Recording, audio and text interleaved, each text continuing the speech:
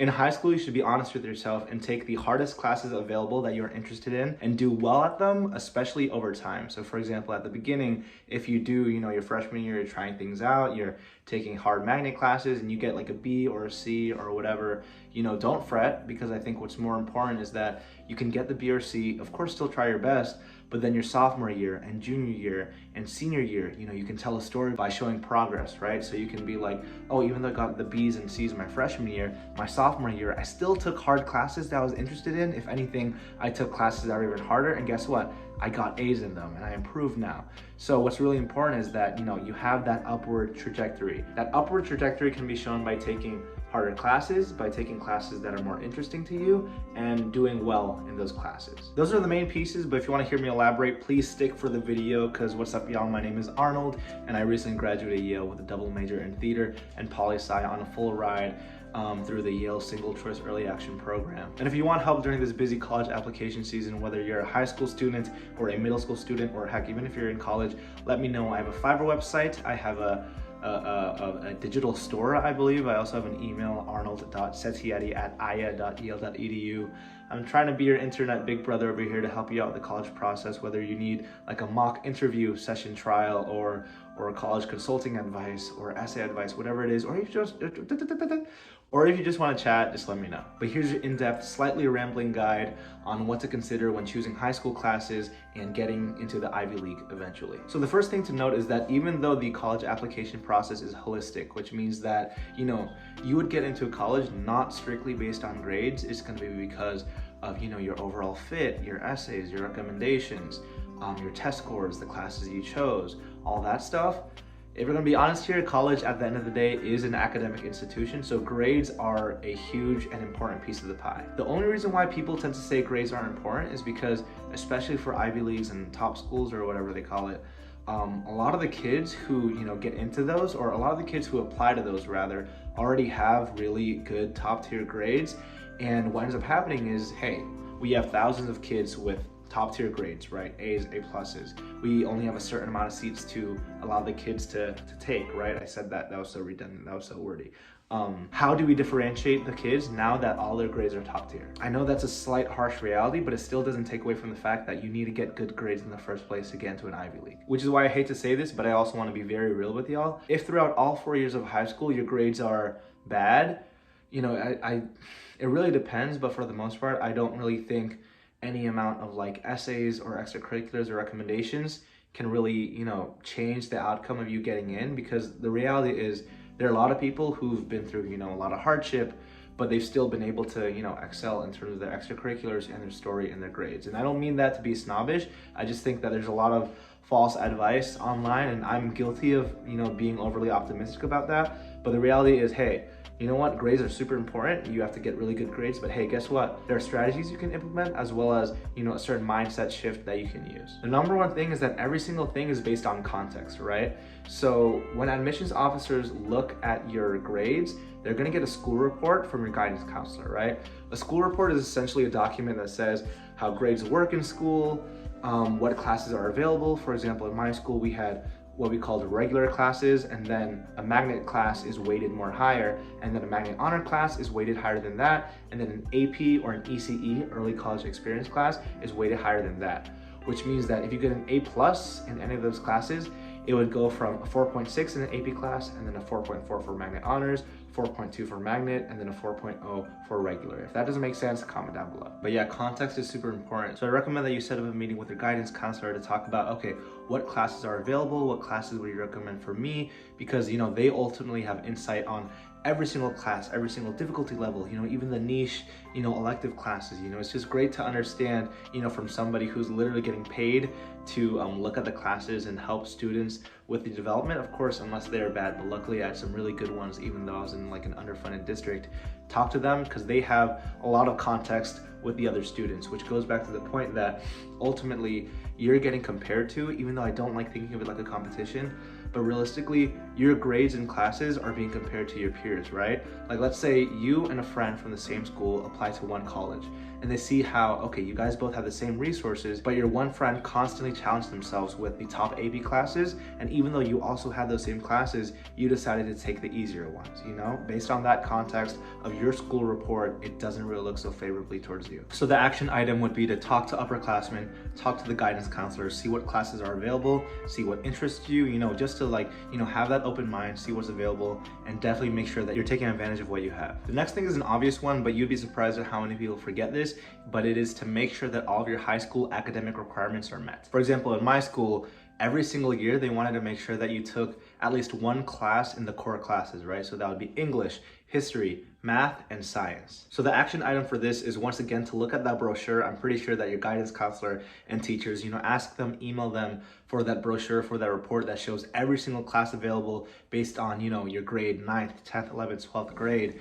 And, you know, for math, science, history, and English, you know, sometimes there isn't flexibility. You know, in my school, they would force you to take specific classes, but, you know, especially like in 11th and 12th grade, I think there tends to be more flexibility. For example, in science, you could look into, you know, physics classes and chemistry classes, and also not only the subject can be different, but the ranking within it, right? Let's say your freshman year, you know, you're allowed to take all AP classes. Maybe you don't want to do it, but if you truly think that you're ready and you're interested in the classes, you know, I'm not gonna lie to you, obviously it would look good to have all AP classes your freshman year rather than just, you know, regular or magnet classes. But once again, you have to be very honest with yourself, because you don't want to burn out your freshman year, because what's the point in taking all these hard classes your first year, you know, overwhelming yourself, not doing well in the classes, and you won't have enough time to just like ease into high school, because there's so many other transitional elements from middle school to high school and other things you have to, you know, be aware of, such as extracurriculars and all these other things. So it might not be worth it taking all AP classes, burning out, and setting the wrong trajectory for your sophomore, junior, and senior year. So you have to do some introspection, talk to your teachers, you know, siblings, peers, upperclassmen, guidance counselors to be realistic with your plan. Your high school requirements might not only vary based on the classes, but also the amount of years you need to take. For example, in my school, we had to take at least 3 years of a specific language. And this connects to the next point, which is also looking at the academic requirements for the college that you want to apply to. The good thing is usually these requirements tend to align with the high school. What I mean by that is that the requirements for Yale, for example, where they say every single year you need to take a class in the 4 academic subjects. Luckily enough, my high school already has that requirement. But the reason why I say it's important to look at the college's academic requirements is because there's this instance where Yale said, you know, you have to take 3 years of the same language consecutively, which means that if you take Spanish in high school, you have to get up to Spanish level 3, or, you know, Chinese should be Chinese level 3 as well. But the interesting situation that happened for me is that, you know, when I was in high school, I took Chinese 1, Chinese 2, but I couldn't take Chinese 3 because there were just no Chinese teachers, right? And, you know, I was panicking because I was like, oh shoot, I'm not gonna be able to get to level 3 of a language. So what I ended up doing was Chinese 1, Chinese 2, and then I took Spanish 2, and sorry, Mr. Bria, Senor Bria, I don't remember any of the Spanish there, but all I had to do was simply explain to Yale, hey, you know, there was this extenuating circumstance where, you know, I literally couldn't take Chinese number 3, so hopefully you can take my Chinese 1, 2, and Spanish 2.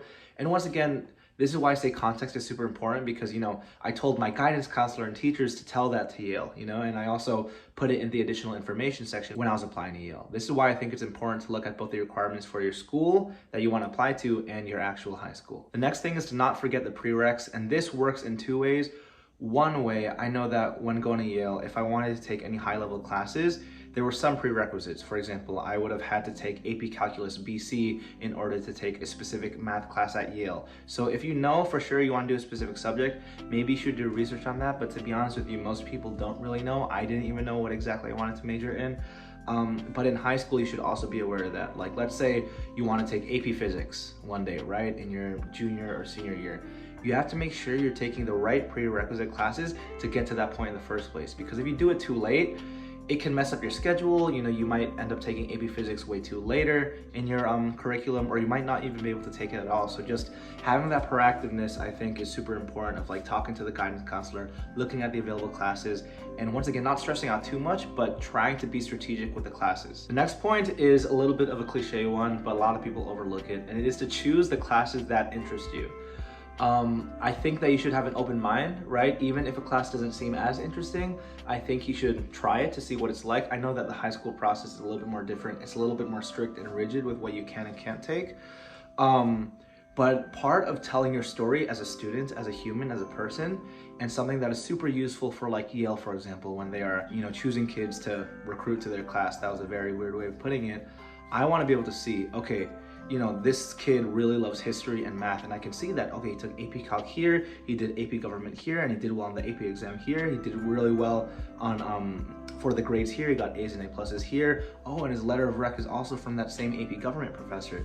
You see how you can spin it and tell a story, but you don't want to fake it, right? In general, try to take hard classes on all levels, but it's important to put an emphasis on the classes that really matter to you, because if you're passionate about it, you're naturally going to do well at that anyways, and then you'll get a good grade, you'll be able to achieve a high ranking or a high level in the class, and you can most likely get a really good recommendation from a teacher. So choose classes that really interest you and fuel that passion. I talked about this point before, but really challenge yourself to take the hardest classes available to you, because of the reason of being compared to other peers who have the same resources to you. They really want to see that you're taking advantage of the resources that are available to you. So in this instance, to be honest with you, I remember a lot of my high school classes that were actually a lot more difficult than my college classes, to be honest with you.